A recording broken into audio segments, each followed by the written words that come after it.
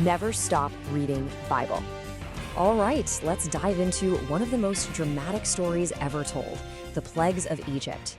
We're talking about a massive confrontation from the book of Exodus, packed with divine power, incredible human stubbornness, and a real clash of wills. You know, this whole story really boils down to a single question. What happens when an unstoppable force slams into an immovable object? On one side, you've got the power of God working through Moses, and on the other, the absolute unshakable defiance of Egypt's Pharaoh. So here's how we're going to walk through this. We'll start with how the confrontation kicks off, then watch as the plagues get more and more intense. We'll see the sheer destruction they cause, and finally, we'll get to the real reason behind this whole display of power. Okay, so our story kicks off in Exodus chapter 7. God sends Moses to Pharaoh with a really simple, clear demand: let my people go. But Pharaoh's not having it, and his refusal is what sets the stage for this massive showdown. Pharaoh is completely unimpressed. So, boom, the first plague hits. Every drop of water in Egypt turns to blood. Now, this wasn't just some magic trick. It was a direct shot at Egypt's gods, especially Hapi, the spirit of the Nile River itself. I mean, the fish die, the river stinks. For 7 days, the very lifeblood of Egypt is totally undrinkable. And here's where it gets really interesting. This isn't just a random series of disasters. You start to see a clear pattern, a cycle. First, Moses gives a warning. Then, Pharaoh says no. A plague strikes. Pharaoh, under pressure, seems to repent just for a moment. God gives him a break, and then Pharaoh's heart hardens right back up.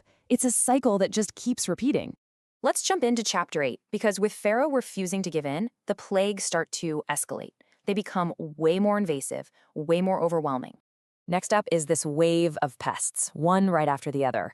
First, the land is just swarming with frogs. They're everywhere, in their houses, in their bedrooms, a total affront to Hecate, their frog-headed goddess.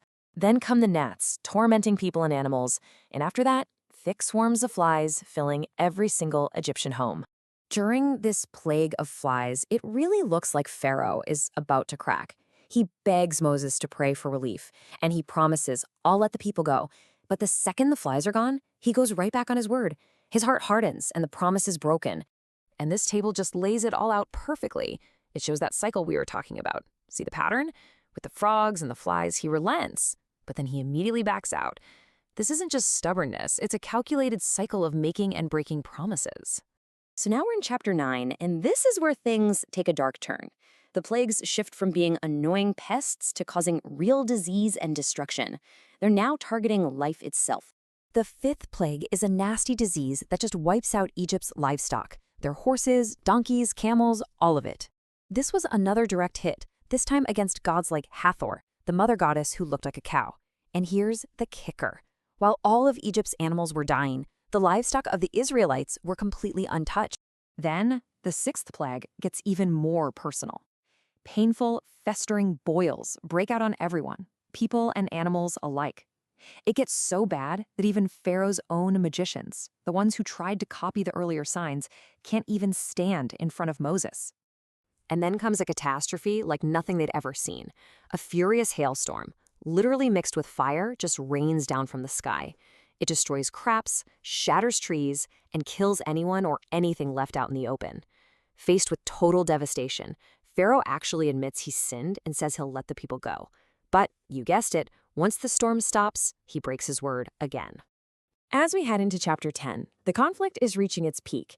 But before the next plague hits, the story actually pauses to give us this crucial piece of information. It tells us why all of this is happening. And that's the whole point right there. The plagues weren't just about punishment.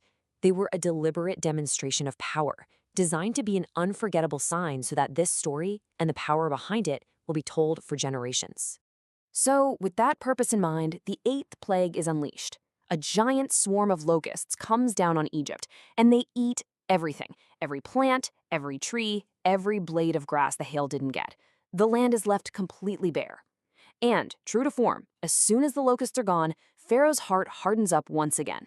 The ninth plague is, well, it's terrifying. For 3 solid days, a deep, oppressive darkness covers all of Egypt. And this wasn't just like a cloudy day. The text says it was a darkness that you could actually feel. It was a direct challenge to Ra, the sun god, who was one of Egypt's most powerful deities. And the contrast here couldn't be more stark. While the Egyptians are trapped in this terrifying, immobilizing darkness, the Israelites have light in their homes. The separation is absolute. It makes it crystal clear that these aren't just natural disasters. They are targeted, deliberate acts. So, here we are. After 9 plagues, 9 warnings, and 9 broken promises, Pharaoh's will isn't just unbroken, his heart is described as being harder than ever. This relentless cycle of defiance is setting the stage for the 10th and final plague, the most devastating one of all. And that leaves us with this one big question to think about. When you have a clash of wills this massive, what really decides the outcome? Is it the strength of someone's defiance, or is it the nature of the power they're up against? This explainer was based on source material from the Center Studio.